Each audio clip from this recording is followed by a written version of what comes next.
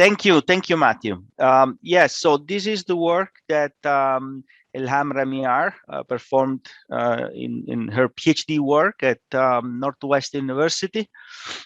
So the goal is to develop computational method to be able to simulate the process of additive manufacturing with cement-based materials. Now we believe that digital manufacturing and additive manufacturing in particular is going to revolutionize the construction industry, and more designers will need to have tools that are able to predict the printing process, the behavior during printing, and the behavior later of the printed structure. And so this is the overall goal of Elham's work. So these are some snapshots. I started from the end in a way. So these are the type of things that we've been able to do, and that simulation of concrete flow for very flowable concrete. What you see here on the left-hand side, these are self-consolidated concrete, all the way to more printable concrete. They have different rheological properties that allow the printing. And so these are just an overview of what we did. The computational framework that was developed is within the realm of the discrete element method, in which you use small particles interacting with certain constitutive equation to simulate the behavior of the material. Now, in the model, and I'm going to go here, those particles have the physical meaning of coarse aggregate pieces in concrete. So the size distribution is not a user-defined parameter, but it comes directly from the mixed design of the material. What you see here is that this sphere, this is a 3D model. The sphere that you see in like dark gray inside, that's the actual aggregate. The outside sphere is the mortar that is around this coarse aggregate, and so sometimes it's called two-shell, hardcore, soft-shell model. Other people have used this type of model in the literature, so we are not the first one. What we contributed here is a constitutive equation that, on the one hand, is able to capture the behavior across a large variety of rheological properties, again, from self-consolidated concrete to all the way to printable concrete, but also a constitutive equation that is formulated in a way that make it consistent with hardened constitutive equation that we have used in our group to simulate hardened concrete, so that eventually the goal is to have a unified model that is able to capture the behavior of concrete from the very beginning when it is cast all the way when it is hardened. So according to what typically is done in discrete element method, you define a contact point. So you see a contact point where those soft shells interact. And at those points, you can compute using the rigid body kinematics of the particles. You can compute a what we call displacement jump. Then if you divide that displacement jump by the distance within the center of the particles, and you project those, it's a vector, you project it in the local system of reference that you have at the contact point, you can come up with measure of strains, or better, strain rates. And those are strain rates which, of course, they can account for large strains. During flow, you do have large deformation. And it basically is equivalent to the classical logarithmic strain that we use in large deformation mechanics. Now, as far as the stresses are concerned, we have the behavior of of the interaction, sort of the elastic plastic interaction, that what we call stiffness stress here, and then the viscous behavior, which is what we call viscous stress here. And of course, the underlying assumption is that these two mechanisms work in parallel. And of course, at the interaction point, you have both normal stresses, you have shear stresses as well in two directions. So during flow, so at the beginning, when the material is just cast, the behavior is a classical viscous behavior. But of course, there are different mode of interaction of these particles.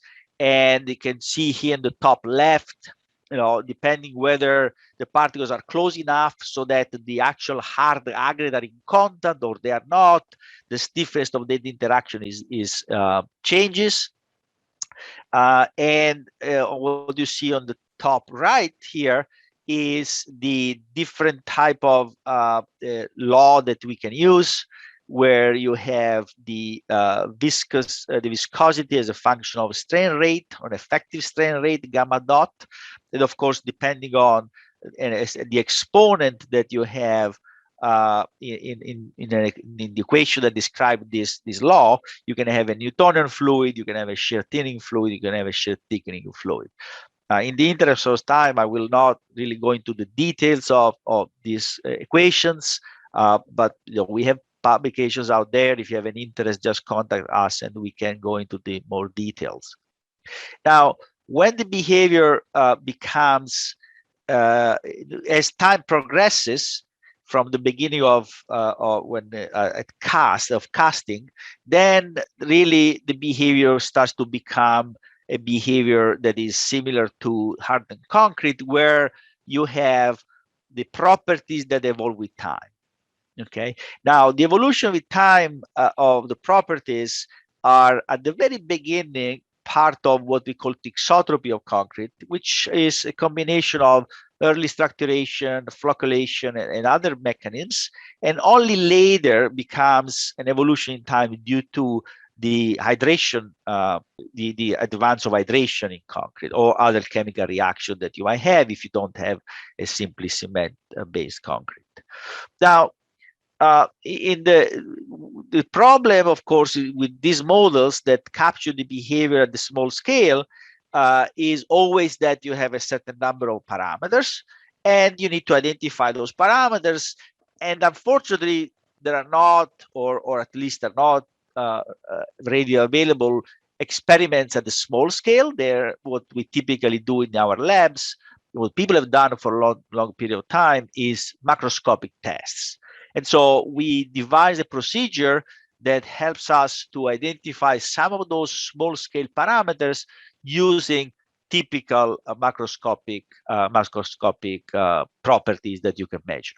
And here you see a number of things. The plot that you see on the left-hand side shows the volume fraction of the aggregate as a function of different values of the parameters. Now, these curves that you see come from a sensitivity analysis that we did on our model, where at the fresh state there are these 5 parameters that have that are important.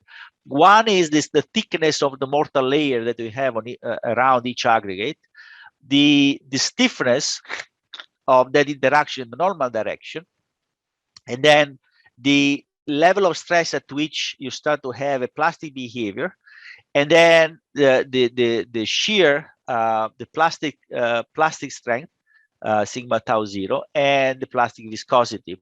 And those are the model that the 2 parameters that really govern the viscous behavior. And so in all those plots that you see at the bottom, what we plot is those macroscopic quantity as a function of the ratio of any of these property divided by a certain reference value that we use for our analysis.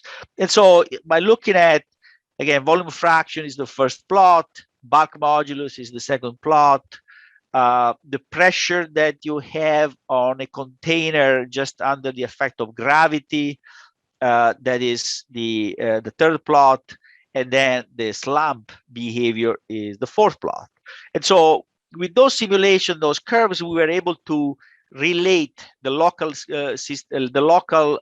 parameters with macroscopic properties, which then facilitated the identification of those parameters.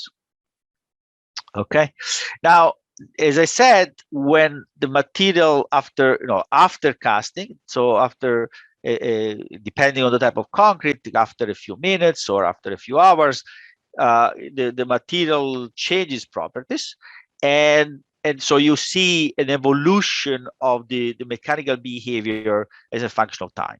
And so these are some experiments that we simulated, and this is printable concrete, where you see the force versus displacement for it. The top row is a compression test. The bottom row is for a shear gap test.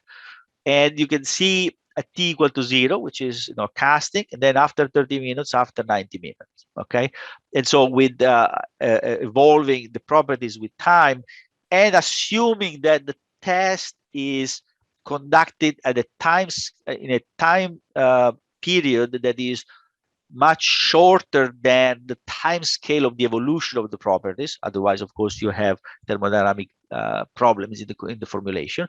But if that is satisfied, then you can do those simulations looking at different values of your material parameter in time. Okay, and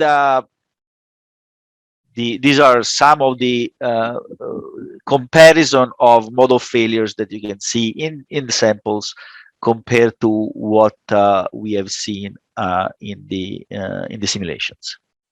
Now, these are some of the curves where you can see the typical evolution of time of some of the parameters.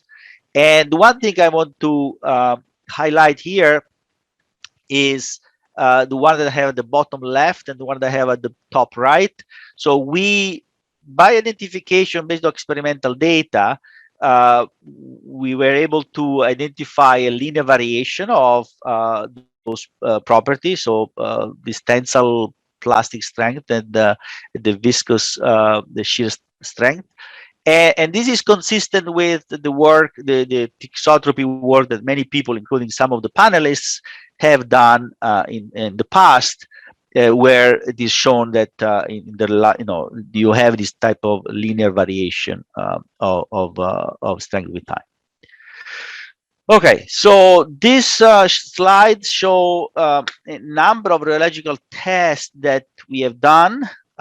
So the classical slump test that you can see, the top one is self-consolidated concrete. Let me check my time. The second one is a standard concrete. The last one is printable concrete, which basically slumps very little, if none. And the other plots that you see are typical simulation of an ICAR test, which is a very, very popular test to measure rheology of concrete. Now, the one thing I want to highlight here is, well, first of all, at the top right, you can see the torque versus rotation rate for these for this test for three types of concrete. Again, SEC, self-consolidated concrete, regular concrete, and printable concrete. And you can see how they have a completely different behavior.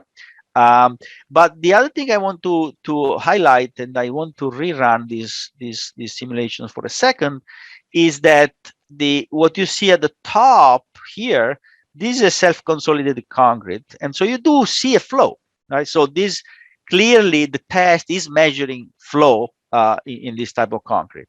That is partially true also for the one that you see at the bottom here, which is regular concrete, because you do see a flow, but you see a lot of material that actually got stuck in between the veins and is not flowing. And it is even more clear when you look at printable concrete, which really now the material doesn't flow at all. And so what you are actually measuring in this case is more the behavior of an interface of the central part against the external sort of ring that it doesn't flow, right? So what we argue here is that the ICAR test, although popular, is probably not a good test to measure rheological properties of printable concrete. Now, we also developed an entire computational framework that does the simulation of 3D printing in the same way you do in reality, right? So we have a printing simulator where you start from the CAD geometry, use a slicer to define your printing path that would then will be coded through a G code. You'll send it to the 3D printer. You get the structure. And again, the 3D printer can be a physical 3D printer if you're actually doing the printing in real life, or can be the simulator if you're doing just the simulation. And so in that way you can simulate things like you see in the screen here. Particularly, you can see how the flowability and the property, the viscous property of the material influence the quality of the print of the printing parts, right? So the top is a situation where you have collapse because the material is too soft. In the middle, you see a material that is sort of too stiff, and so you don't have a continuous printing. And the third one, which is a more ideal situation. Of course, we compare this with experimental data. So these are simulations that we did where the discharge rate as well as the printing speed was changed. Now, in those figure you see on the right hand side, these are the experiments. So these two are the experiments. On the left hand side, these are snapshots of our simulations. Okay, and so you can see how the simulations very well replicates the experimental evidence, both qualitatively and quantitatively. You're at time. Yeah, I think I'm going to go directly to, well, these are some examples that we can do with our entire framework. And this is an application of additive manufacture of a 3D printed habitat, Martian habitat, that we worked on a couple of years ago here at Northwestern. Okay, so these are the conclusions, but basically I want to reiterate that our goal is to formulate a computational framework that allows us not only to simulate the behavior at the fresh state, but then the evolution in time, both during printing and as well as later when the material is hardened and it ages. And at this point, we are, of course, at the beginning or relatively beginning of this research. We have a model that can capture the rheological behavior in a vast, for a large variety of rheological properties, and can capture the initial evolution in time. What it is missing now, and we are working on, is really to do the transition from the initial phase to when hydration kicks in and you actually have the hardening of the material. Thank you very much. So any question, of course, from the panelists, if there is any, and from the audience, if there is anything in the Q&A. I don't see anything in the Q&A. So is there any question?